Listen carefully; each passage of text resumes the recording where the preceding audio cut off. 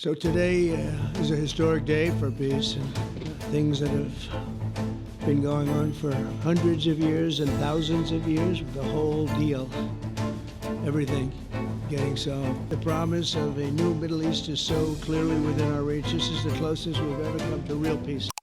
Thank you very much, everybody. So this is a big, big day, a beautiful day, potentially one of the great days ever in civilization. Things that have been going on for hundreds of years and thousands of years. We're going to, at least we're at a minimum very, very close, and I think we're beyond very close.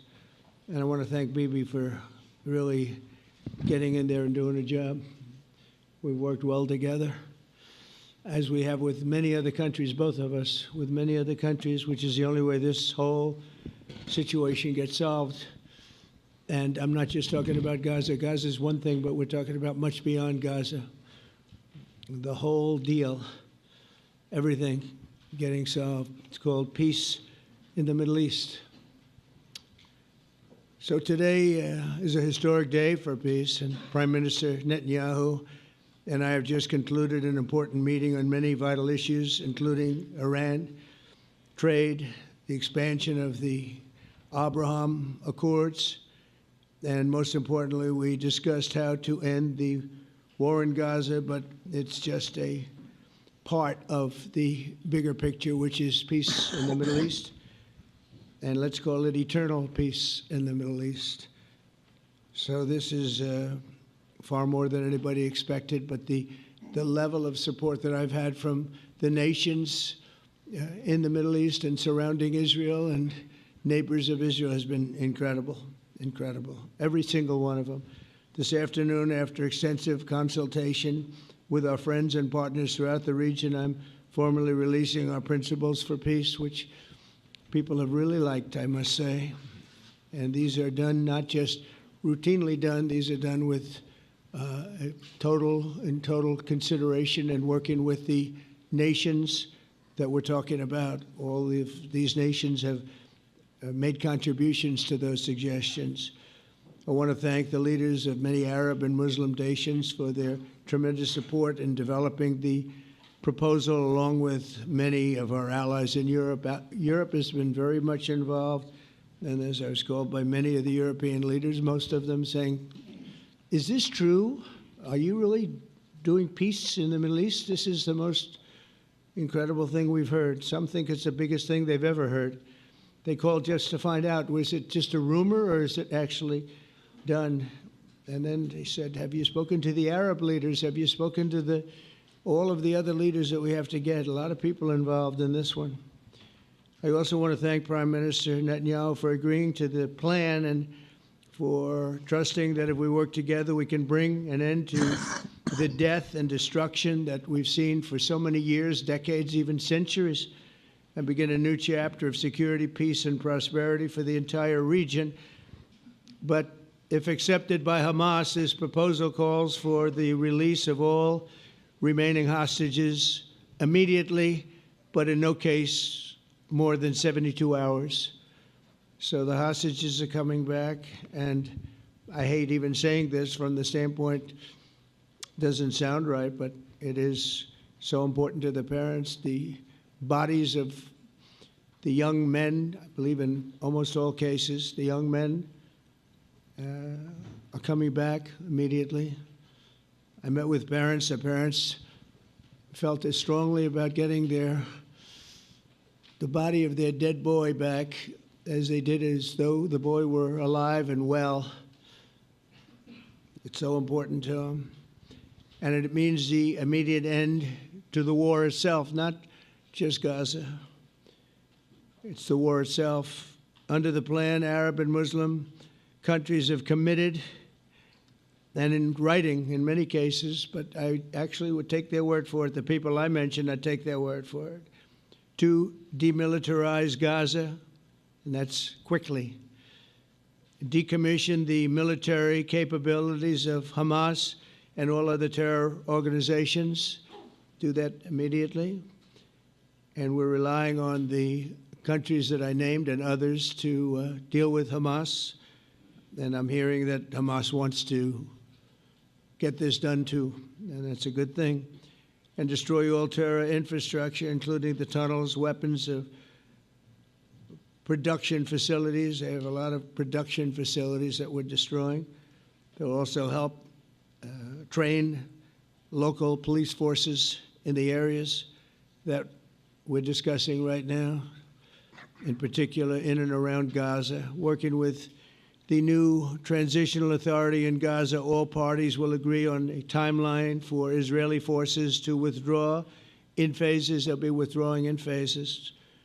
No more shooting, hopefully, as progress is made toward achieving these goals. Arab and Muslim nations need to be allowed the chance to fulfill these commitments of dealing with Hamas. They have to deal with them because they were the one group that we have not dealt with. I haven't dealt with them. But the Arab countries are going to, and Muslim countries are going to be dealing with Hamas, and I believe they've already been there. I think they probably have an understanding, and they haven't maybe mentioned that, but I would imagine they do. Otherwise, they wouldn't have gone as far as they've gone. If they're unable to do so, then Israel would have the absolute right and actually our full backing, the U.S. full backing. Marco's here, and a lot of our leaders are here, our great Vice President, Susie Wiles, Steve Witkoff, Jared Kushner. They've been so involved in this process. I don't think anybody else could have done it or even come close, but it's we're right there. We're right there. First time in thousands of years, I think you can probably say, if you really look into it, if you study back, if you're a scholar, you would say thousands of years. Israel would have my full backing to finish the job of destroying the threat of Hamas. But I hope that we're going to have a deal for peace. And if Hamas rejects the deal, which is always possible, they're the only one left. Everyone else has accepted it. But I have a feeling that we're going to have a positive answer. But if not, as you know, Bibi, you'd have our full backing to do what you would have to do. Everyone understands that the ultimate result must be the elimination of any danger posed in the region, and that danger is caused by Hamas. The tyranny of terror has to end, and this is, again, something that we're looking for. This is eternity. This is for forever. To ensure the success of this effort, my plan calls for the creation of a new international oversight body, the Board of Peace, we call it, the Board of Peace, sort of a beautiful name, the Board of Peace, which will be headed, not at my request, believe me, I'm very busy, but we have to make sure this works. The leaders of the Arab world and Israel and everybody involved asked me to do this, so it would be headed by a gentleman known as President Donald J. Trump of the United States. That's what I want, is some extra work to do, but it's so important that I'm willing to do it, and we'll do it right, and we're going to put leaders from other countries on, and leaders that are very distinguished leaders, and we'll have a board, and one of the people that wants to be on the board is the UK former Prime Minister, Tony Blair, good man, very good man, and some others, and they'll be named over the next few days, and it'll be quite the board. Working, everybody wants to be on it now. I don't know if that had anything to do. They named me and everybody else wanted to be on it. I guess they figure, well, he's a soft touch. He'll be easy to deal with. Working with the World Bank and others, it will be responsible for recruiting and training a new government that will be made up of Palestinians along with highly qualified experts from all around the world. Hamas and other terrorist factions will play no role in the board, but they'll play no role in the governance of Gaza at all, directly or indirectly. As you know, thousands of Hamas leaders have been killed and soldiers have been killed. And we can never forget October 7th, but thousands have paid the price for that. And now it's time to get our hostages back and get back to trying to build something that's really great and very important. In our meeting today, Prime Minister Netanyahu was very clear about his opposition to a Palestinian state. And he continuously mentions October 7th, and I understand that. Most people do. And I understand and respect his position on many things, but what he's doing today is so good for Israel. I noticed that they have large crowds gathering in Israel all the time, and they have my name up. They like me for whatever reason, maybe I don't know, but they do like me. But they say two things. Please get the hostages back and please end the war. They've had it. It's had it. So I think it's a very popular thing you do because he's a warrior. He doesn't know about getting back to a normal way of life, but he is a warrior, and Israel's lucky to have him. But now the people want to get back to peace. They want to get back to normalization in a true sense. Several countries have foolishly recognized the Palestinian state. As you know, some of our European friends, allies, good people, but they're really, I think, doing that because they're very tired of what's going on for so many decades. They've been presidents and prime ministers for years, and during this time, having to do with the Middle East, all they're doing is talking about the same thing over and over. They want to see it get back. And nobody wants that more than me, or I believe Bibi too. But the people of Israel want it. They really want it. They want the hostages back. That includes the probably 32 bodies that we're talking about, 20 people that are living, 32 or so people that are dead, and they want to have peace. So let us not forget how we got here. Hamas was elected by the Palestinian people. Israel withdrew from Gaza thinking they would live in peace. Remember that a long time ago, they withdrew. They said, you take it. This is our contribution to peace. But that didn't work out. That didn't work out. It was the opposite of peace.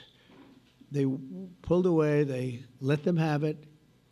And I never forgot that because I said, that doesn't sound like a good deal to me. As a real estate person, I mean, they gave up the ocean, right? Ron, they gave up the ocean. They said, who would do this deal? And it still didn't work out. They were very generous, actually. And they gave up the most magnificent piece of land in many ways in the Middle East. And they said, all we want to do now is have peace. And that request was not honored. Instead of building a better life for the Palestinians, Hamas diverted resources to build over 400 miles of tunnels and terror infrastructure, rocket production facilities, and hid their military command posts and launch sites in hospitals, schools, and mosques. So if you went after them, you'd be after them, and you wouldn't even realize you ended up knocking out a hospital or school or a mosque. That terrible thing, terrible, terrible way to have to fight. No fight is good, but that's a real bad one. So there are many Palestinians who wish to live in peace. Many, many, many. I've seen so many of them. And they have support. And I challenge the Palestinians to take responsibility for their destiny, because that's what we're giving them. We're giving them responsibility for their destiny, fully condemn and prohibit terrorism and earn their way to a brighter future. They don't want the life that they've had. They've had a rough life with Hamas. If the Palestinian Authority does not complete the reforms that I laid out in my vision for peace in 2020, they'll have only themselves to blame. We're giving them an amazing footprint, and they have amazing support from the leaders of the Arab world and the Muslim world, the great leaders. These are great leaders. These are unbelievable leaders that have built great countries and very wealthy countries. What the future holds for the Palestinians, no one really knows, but the plan that we put forward today is focused on ending the war immediately, getting all of our hostages back, getting everything back. Hard to believe when you even say it, and creating conditions for durable Israeli security and Palestinian success. Israeli security is going to be involved. We're going to help you. We'll be there with you in terms of helping with security. We want to make sure it works. We just want to make sure it works. There shouldn't be a shot fired. Now, there will be, I guess, because that's the way it seems to be, but there shouldn't have to be within a few days. There shouldn't have to be a shot fired. Maybe for eternity. Wouldn't that be nice? I hope it's true. I can tell you the leadership of that region feels that there's a good chance of it being true.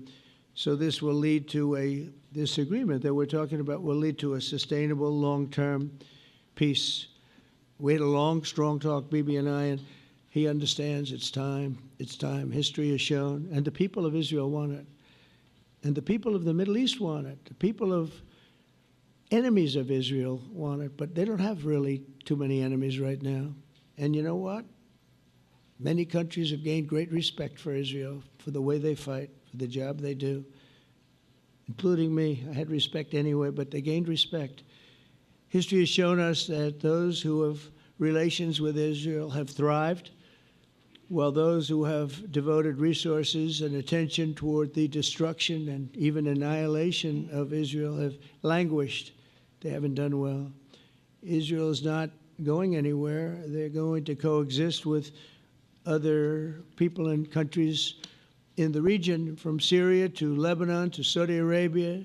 The promise of a new Middle East is so clearly within our reach. This is the closest we've ever come to real peace, not fake peace, not political fool's peace. If we can get this difficult problem solved, the opportunities for all within that vast region of this world, it's a vast region, it's unlimited. The Abraham Accords show that all countries are better off when they communicate and work together and embrace new opportunities. I hope Jared and Steve and Susie and Marco and JD, we have great people. I hope you guys are going to work very hard to get these other countries in, because now they have no excuse. There's no longer an excuse. They were somewhere hesitant. And I tell you, the 4 countries that went in, I give them tremendous credit, and it's worked out incredibly well for them. In the same spirit, I'm pleased to report that earlier today we took another important step toward greater understanding in the region. A short time ago, we had a historic phone call in the Oval Office with Prime Minister Tani, who's really a great, great person. So we had a great talk, and I was on the phone, and Bibi was talking. Prime Minister Al-Thani was of Qatar. They really had a heart-to-heart conversation. It was a great conversation, I thought. It was productive. It was everything that you need to have something turn out to be successful. And I want to thank Bibi, and I want to thank the Prime Minister. It was fantastic. We agreed to launch a formal trilateral mechanism between Israel, Qatar, and the United States to begin a dialogue to enhance mutual security, correct misperceptions, and avoid future misgivings. And I want to thank Qatar, its leadership, and the Emir. He's a fantastic person. I think, I'm going to be his public relations man because I know him differently than a lot of people know him. But he wants peace. He wants to see peace. And his people, and they really acknowledge the critical role that they've played as mediator. And again, we're not quite finished. We have to get Hamas, but I think they're going to be able to do that. So now it's time for Hamas to accept the terms of the plan that we've put forward today. And again, this is a different Hamas than we were dealing with because I guess over 20,000 have been killed. Their leadership has been killed 3 times over. So you're really dealing with different people than we've been dealing with over the last 4 years, 5 years. Everyone has done their part and come to the table in good faith. Our Arab and Muslim partners are fully prepared to step up and fulfill their commitments for the benefit of the people of Gaza and the entire region. They're willing to step up and do a lot. They really are. There are a lot of good people involved. Everybody who wants to see an end to the violence and destruction should be united in calling for Hamas to accept the extremely fair proposal so that we can end the war and get us back our hostages right now and have everlasting peace. Please. Thank you. Thank you. Mr. President, first I want to thank you for graciously hosting me once again in the White House. And second, I want to thank you for your friendship and for your leadership. From Jerusalem to Tehran, from the Golan Heights to Gaza, You've proven time and again what I've said many times. You are the greatest friend that Israel has ever had in the White House. And Mr. President, you and I both know it's not even close. While you focus at home on making America great again, your leadership abroad is changing the world for the better, ending wars and advancing peace. I believe that today we're taking a critical step towards both ending the war in Gaza and setting the stage for dramatically advancing peace in the Middle East, and I think beyond the Middle East, in very important Muslim countries. I support your plan to end the war in Gaza, which achieves our war aims. It will bring back to Israel all our hostages, dismantle Hamas's military capabilities, end its political rule, and ensure that Gaza never again poses a threat to Israel. We would not have achieved this turning point without the courage and sacrifice of our incredibly brave soldiers. They fight like lions to defend the people of Israel, and they serve on the front line in the war between civilization and barbarism. Mr. President, when our two countries stand shoulder to shoulder, we achieve the impossible. Just a few months ago, in Operation Rising Lion and Operation Midnight Hammer, we struck a decisive blow against Iran's nuclear and ballistic missile program. Your bold decision to send those B-2s made the region safer and the world safer. Now, under your leadership, we're taking the next step to win the war and expand the peace. Your plan is consistent with the 5 principles my government set for the end of the war and the day after Hamas. Everybody asks, what is your plan for the day after Hamas? Here's our plan. Passed it in the cabinet. All our hostages, both those who are alive and those who died, all of them will return home immediately. Hamas will be disarmed. Gaza will be demilitarized. Israel will retain security responsibility, including a security perimeter for the foreseeable future. And lastly, Gaza will have a peaceful civilian administration that is run neither by Hamas nor by the Palestinian Authority. If Hamas agrees to your plan, Mr. President, the first step will be a modest withdrawal, followed by the release of all our hostages within 72 hours. The next step will be the establishment of an international body charged with fully disarming Hamas and demilitarizing Gaza. I appreciate your willingness to lead the body, Mr. President. I really appreciate it because you have a lot of things to do, and this is important.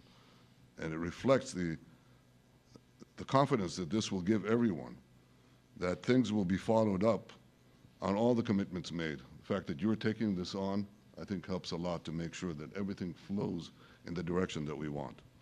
Now, if this international body succeeds, we will have permanently ended the war. Israel will conduct further withdrawals linked to the extent of disarmament and demilitarization, but will remain in the security perimeter for the foreseeable future. I think we should understand that we're giving everybody a chance to have this done peacefully, something that will achieve all our war objectives without any further bloodshed. But if Hamas rejects your plan, Mr. President, or if they supposedly accept it and then basically do everything to counter it, then Israel will finish the job by itself. This can be done the easy way, or it can be done the hard way, but it will be done. We prefer the easy way, but it has to be done.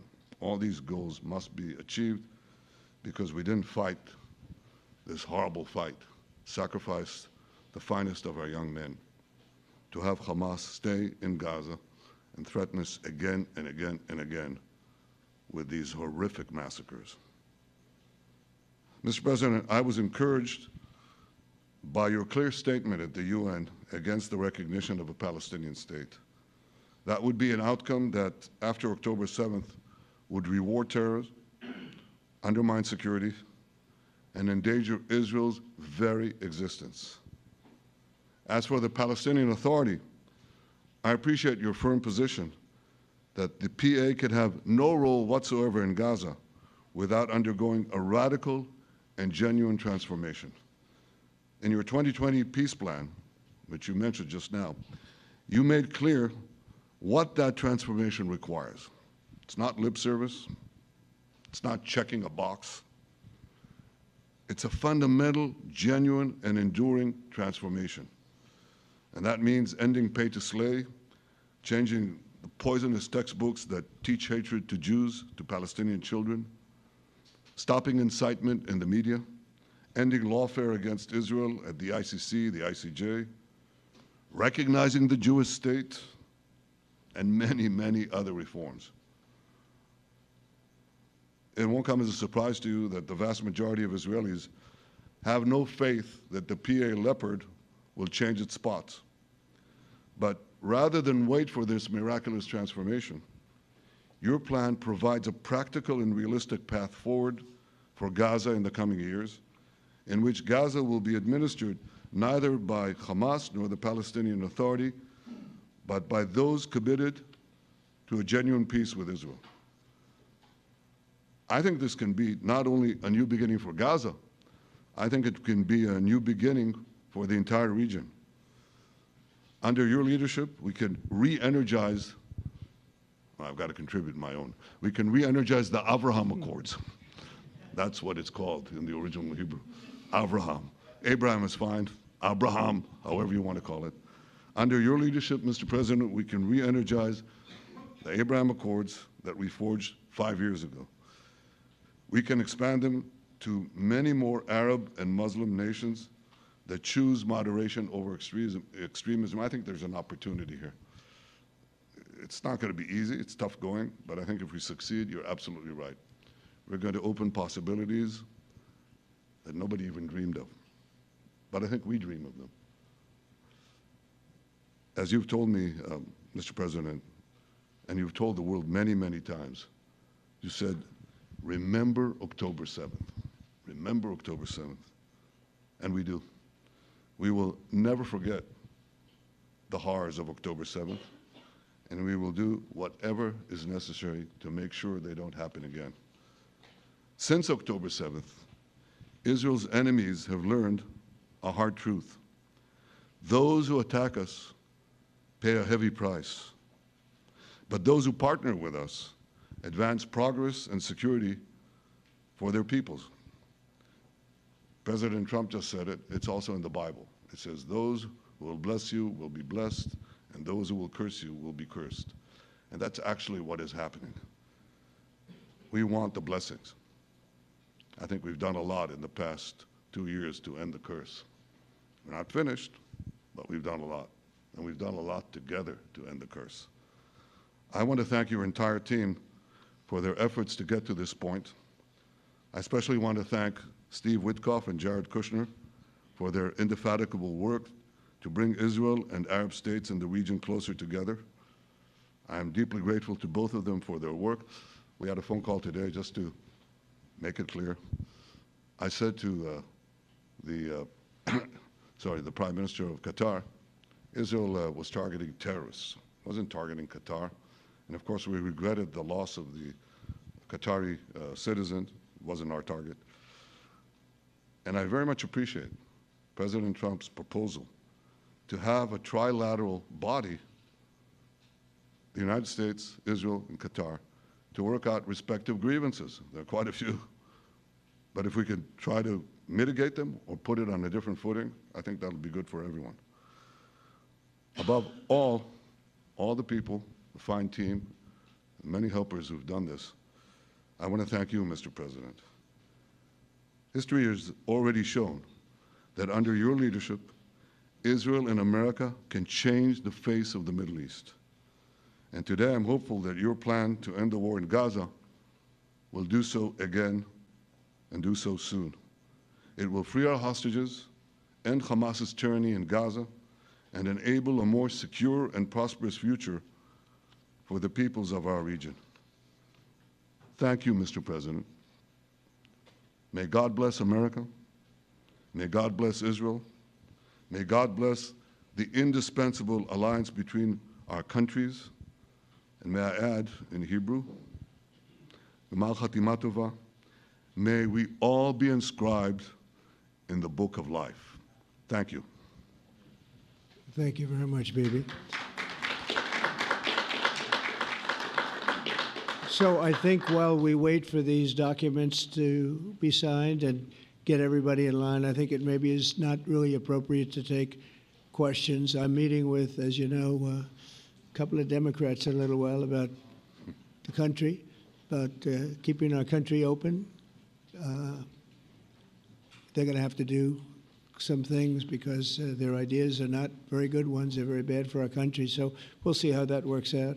But this is something that was really historic today. This was something that was amazing. I think, Bibi, I mean, depending on you, I think while we're waiting for signatures and waiting for approvals from a lot of different countries that are involved in this, we probably shouldn't take questions? Or would you like to take a question or two from perhaps a friendly Israeli reporter, if there's such a thing?